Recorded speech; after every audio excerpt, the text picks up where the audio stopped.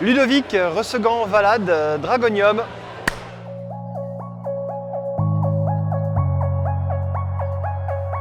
Je m'appelle Ludovic Ressegan-Valade, je suis le président de l'association Zizomis et je suis également le créateur du jeu Dragonium. Dragonium, c'est un petit jeu qui fête cette année ses 10 ans. Moi, le jeu, je n'étais pas prédestiné du tout là-dedans. C'est simplement mon amour du jeu qui a fait que je suis devenu créateur de jeux parce que je suis nostalgique des premiers jeux par navigateur, une époque que j'ai connue quand Internet arrivait dans les foyers. Et comme à l'époque, je ne trouvais pas les jeux qui me plaisaient, j'ai dit je vais le faire.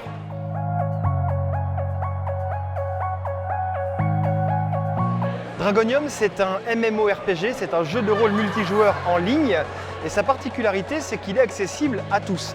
Alors à tous, on pense, tout le monde. Moi, je pense aussi aux gens qui ne voient pas. Alors comment peut-on jouer à un jeu vidéo quand on ne voit pas, puisque par définition, on est sur un écran?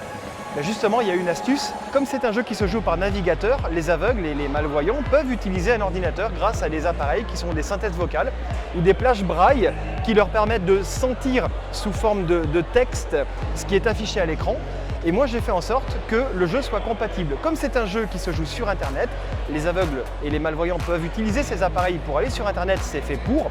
À moi de faire en sorte que l'information que je veux leur transmettre leur arrive, quel que soit le moyen qu'ils utilisent. Ce qui fait que Dragonium est aujourd'hui l'un des très rares jeux multijoueurs à pouvoir accueillir des voyants et des malvoyants sur la même interface graphique sans distinction de handicap. On ne sait pas qui y voit, on ne sait pas qui n'y voit pas, ce qui permet de mettre en avant plutôt la sympathie, la personnalité du joueur.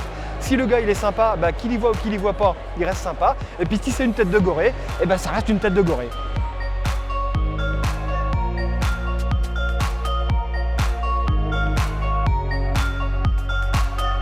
Dragonium, il est créé par une association à but non lucratif. Alors, je crache vraiment pas sur les studios parce que les studios, eux, ils nourrissent des gens, ils ont des salariés. Nous, on n'a pas de salariés.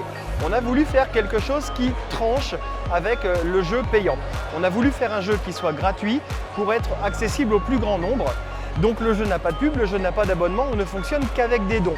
Ce qui permet aux gens du monde entier de venir.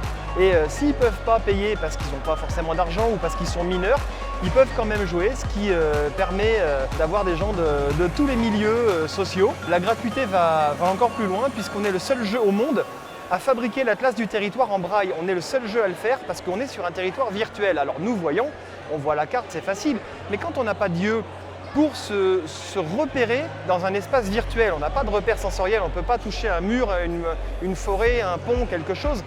Le seul moyen qu'on a trouvé, c'est de l'imprimer en braille et de l'envoyer.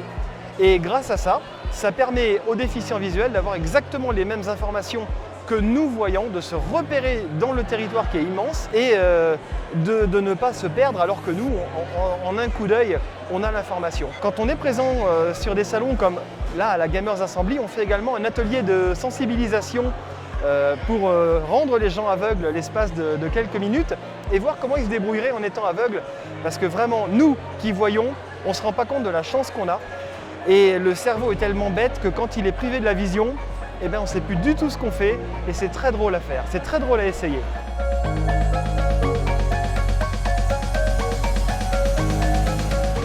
Ça fait déjà quelques années qu'on est présent à la Gamers Assembly, on est partenaire de l'espace famille, partenaire accessibilité. On imprime les plans du salon en braille à destination des visiteurs mâles et non-voyants. Et notre présence à la Gamers Assembly, elle est essentielle parce que comme on est une toute petite association, on ne nous connaît pas malheureusement, on fait de grandes choses, on fait de belles choses, mais personne ne le sait. Donc ça nous permet d'avoir une fenêtre, une belle visibilité, d'autant plus qu'on est du département de la Vienne. Alors être présent à la Gamers Assembly à Poitiers, c'est normal, c'est naturel, on joue à domicile.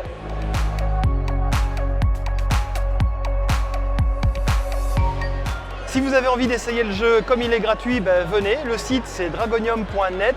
Vous n'aurez rien payé, au pire vous aurez perdu 5 minutes de votre vie. On est une très bonne communauté, une petite communauté, une communauté saine. Venez sur le chat, vous rencontrerez des gens super sympas. Et je vous invite également, si c'est pas trop tard, si vous regardez cette vidéo avant le mois d'août, tous les ans au mois d'août on fait une rencontre de joueurs le premier week-end d'août au siège social de l'asso. Cette année ce sera les 10 ans, on va faire des choses énormes. On va faire des grands jeux, on va faire des animations sur le week-end. Donc ce sera du 4 au 8 août au siège social de l'asso et puis pour nous rejoindre sur le jeu si vous voulez, dragonium.net. C'est gratuit, on vous attend.